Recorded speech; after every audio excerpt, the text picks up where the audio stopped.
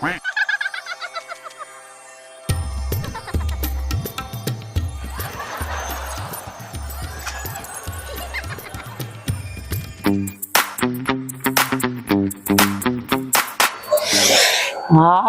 કોમ કરી કઈ કંટાળી ગઈ બાપા.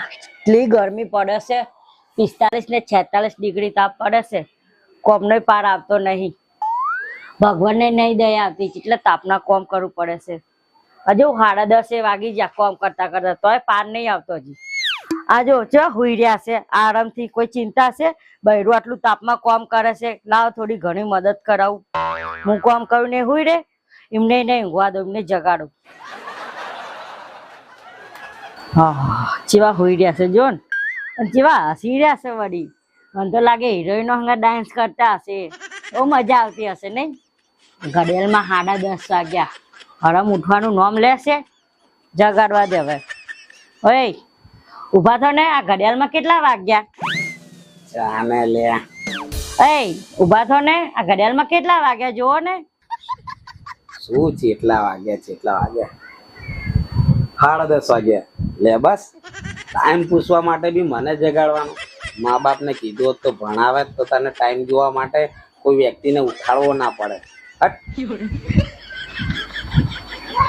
છે ને એમ તો ઉઠશે જ નહીં, પંખો જ બંધ કરવા દે. તાપ લાગશે ને આપોઆપ ઉઠી જાય.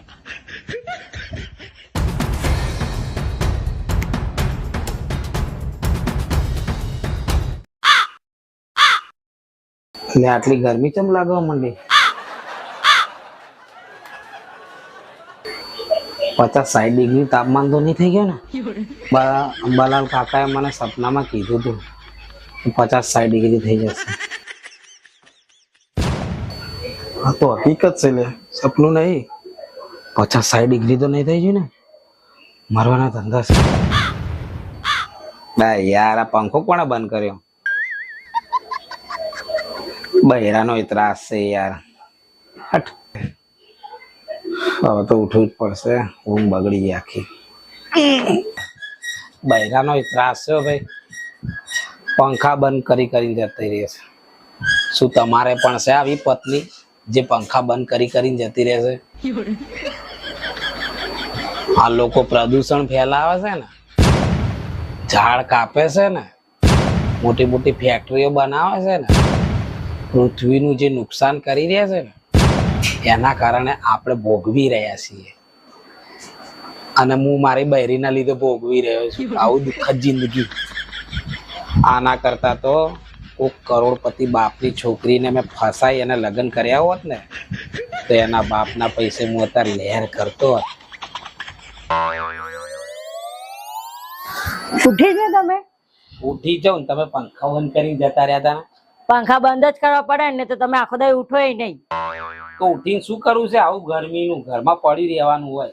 પડ્યું રહેવાનું, કોઈ કામ ધંધા નહીં કરવાના? ઉનાળો છે, ઉનાળામાં ચો કામ ધંધા નહીં, એટલે તો હું નોકરી હાથે કરીને છોડીને આવ્યો છું. શિયાળામાં ચોમાસામાં જ નોકરી કરવાની, ઉનાળામાં ઘેર રહેવાનું. અને કેટલો તાપ પડે છે, તમને મારા ઉપર થોડી કે દયા નહીં આવતી? આટલું બધું કામ કરું છું તો.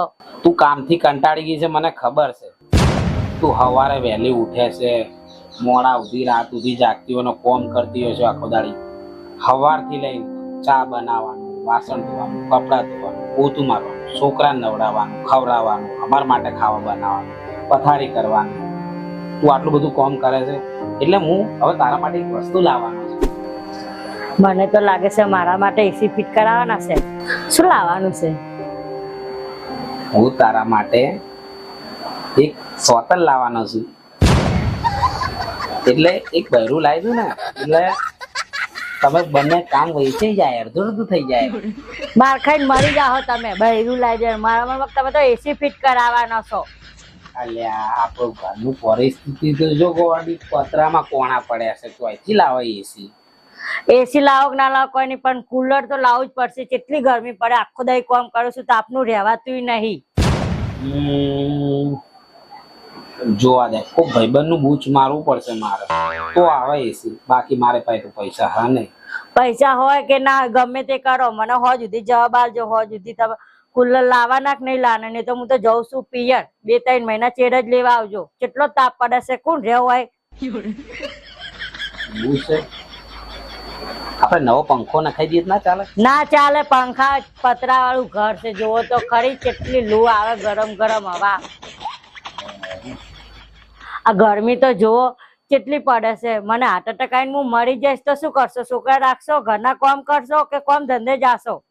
મારું શરીર કેટલું જાડું છે, જોવો તો ખરી. હા હા, હું ચાલ ને કોઈ ભાઈબંધને વાત કરું, પૈસા આલે તો ઠીક છે, નકર કોક એડજસ્ટ કરીએ. મને હો સુધીનો ટાઈમ હાલ, હું તને પૂછીને કહું, બરાબર? હા, હો સુધી તમે નક્કી કરી દો. કુલર લાવવાનું જ છે વળી. મને જોઈએ તો લાવવાનું, નહીં તો હું તો જતી રહીશ. ના ના, કોઈ જવાની જરૂર નથી. હેડ હું કોઈ ભાઈબંધને પૂછીને લાવું, બરાબર? કુલર નું સેટિંગ થાય તો. કુલર તમે કુલર લાવી દો, આપણે કુલર થી બી ચાલી રહ્યા. ગરમી તો જો બાપા રહેવાતું નહીં. જોઈને જવું. આ કઈ નાવું ધોવું નહીં, પેલા કુલર નું સેટિંગ કરો ને પછી નાજો. હા વેટ જવું તો પડશે. જાઓ. બૈરાને તો કઈ ના આવી ગયો, પણ કોણ મદદ કરશે? મેં તો આખા ગામની ઉધારી કરેલી છે. હેડ જોવું. પેલું નીતિન ઉભો છે, એના પાસે માંગુ. એ પૈસા તો માંગે છે, પણ ટ્રાય તો કરું. અરે નીતિનભાઈ, મજામાં?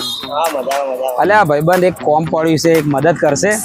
પૈસા સિવાયને કામ હતો કે અલ્યા પૈસાનું તો કામ છે યાર, પૈસાની મદદ જોઈએ છે. પૈસા તો નહીં મારા ભાઈ. પૈસા હાલ નહીં યાર, મારે 5,000 ની જ જરૂર છે, ખાલી 5,000. બસ 5,000? બસ. મારે 5,000 ને લોચા છે. લે યાર ભાઈ, મારું બૈરું પિયર જતું રહે એવું છે. 5,000 રૂપિયા મારે એક કુલર લાવવા માટે જોવે છે યાર. મારા પાસે તો હોવો જોઈએ 5,000. તો નહીં કરે મદદ? મદદ નહીં થાય, મારા પાસે પૈસા છે નહીં. તારા પાસે આગલા માંગુ તો હાલતો નહીં પૈસા. તું તો કોણા હાલે ને કોણા હાલવાના છે યાર? તું હાલતો નહીં પૈસા. બીજાના કેટલા દેવા કઈ કઈ જતો રહ્યો. સારું, નહીં હાલે? ના, નહીં પૈસા હવે. સારું ચાલ. A few moments later. આના પાસે માંગવા દે. આરે તો હાલશે જ, પેલા 5,000 હાલેલા છે. એટલે ભાઈ તને જ ગોતતો હતો યાર. કેમ ગોતતો હતો? પેલા બાકીના 5,000 આપવા ગોતતો હતો? 5,000 બાકીના હાલવા માટે નતો ગોતતો યાર, બીજા 5,000 લેવાના હે. બેસું દિમાગની માં ફાડે. તો શું કરું, 5,000 જરૂર પડી છે યાર. ભાઈબંધ ની હાલત કોણ હાલશે? પહેલા ના હાલ, પછી બીજી વાત કરીએ.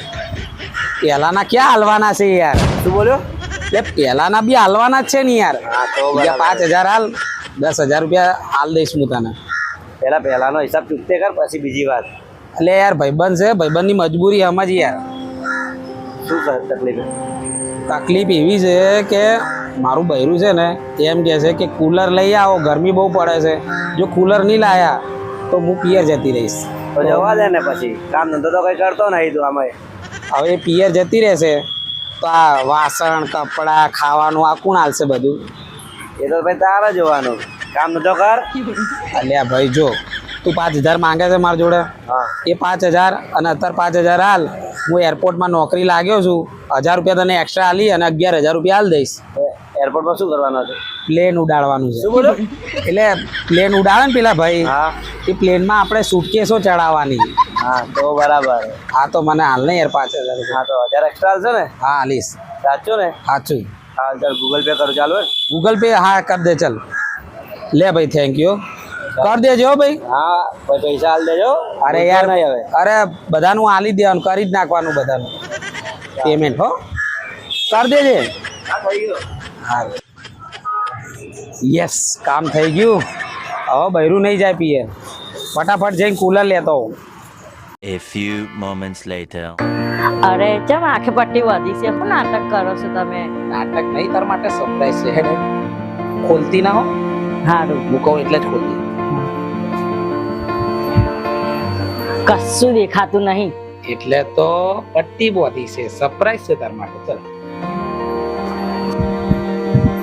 બસ સામે જો.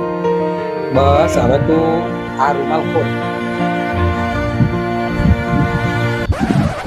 આ શું કૂતરું લાવવા માટે? કૂતરું નહીં લાવે યાર, આ તો મૂક્યું છે તને સારું લાગે એટલે આ લાવ્યો તાર માટે.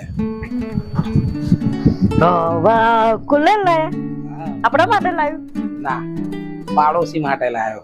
તો આપણા માટે ચાલ લાવશો. એટલે પાડોશી માટે નહીં લાવ્યો, આપણા માટે લાવ્યો. તાર માટે તું કહેતી હતી ને ગરમી લાગે ગરમી લાગે, તો તાર માટે કુલર લાવ્યો. Thank you. તમે તો દુનિયાના બેસ્ટ પતિ છો. વાહ, સવારમાં તો ગાળ જ દેતી હતી અને હવે બેસ્ટ પતિ છે બોલ. તો ગાળો દેવી જ પડે તો જ આવે, નહીં તો કોઈ ના આવે. હવે તો તું ખુશ છે ને? હવે તો ખુશ છો. હવે તો કુલરની હવા ખાઈશ, આખો દાઈ આરામ કરીશ. હા, તો તું જલસા કર અને હું જલસા કર. અને તમને વિડીયો કેવો લાગ્યો, સારો લાગ્યો હોય તો લાઈક કરો, શેર કરો અને સબસ્ક્રાઇબ કરો. જય માતાજી.